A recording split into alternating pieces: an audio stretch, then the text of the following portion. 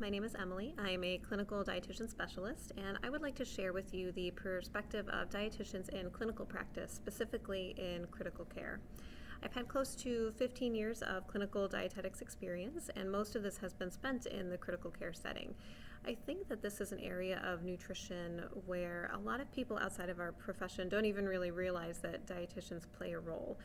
But if you or a loved one are intubated on a ventilator, or you've had major abdominal surgery and you're unable to eat, you will still need nutrition, and oftentimes it's very specific, specialized nutrition, and that is where dietitians like me come in.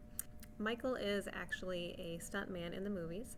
He was very healthy, very fit prior to his hospitalization in which I met him. He was admitted to the hospital with a sinus infection, and because of an underlying medical condition, he quickly developed into septic shock.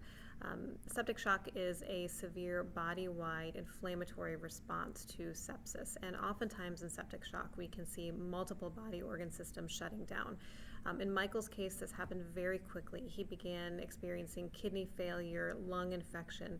In the end, with all of the multiple medical complications he had, he ended up requiring dialysis as well as an abdominal feeding tube. Some of the medications that he required to help maintain his blood pressure also reduced blood flow to his hands and his legs, and so he also ended up requiring amputations to both legs as well as multiple fingers. It was kind of a roller coaster providing nutritional care for him in the beginning. He had multiple electrolyte disturbances, he had tolerance issues, many medications were adjusted on a daily basis, which required changes in his nutritional regimen. But fortunately, we were able to stay on top of it and provide him nutritional care throughout the entire hospitalization.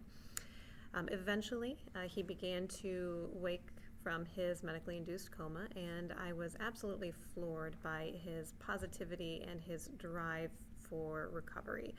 He was very eager to begin the road to recovery and get stronger and leave the hospital as soon as possible. One day, upon giving a physical exam, I did notice that his feeding tube looked a little bit neglected and on the verge of infection. I spoke to the nurse, who was actually not even aware that he had a feeding tube because he'd been eating so well and progressing so quickly. So I brought this to the attention of the physician, and the feeding tube was removed before it could cause another infection for him. He, by the end of his hospitalization, was being fitted for prosthetics, and he was eager to see what kind of moves he could do with the prostheses as he moved forward. Taking care of Michael was a reminder of how much I really love being a dietitian. Because of our help, he did not lose muscle mass despite a severe, prolonged hospitalization. We were able to help smoothly transition him to eating. We were also able to help prevent an impending infection from a forgotten feeding tube. And because he didn't lose muscle mass and strength, he was able to be fitted for prosthetics and progress in his physical therapy much more quickly and effectively than anybody had anticipated. Many of our patients in the critical care setting have complex needs, and dietitians really do help provide crucial help in helping our patients meet their goals.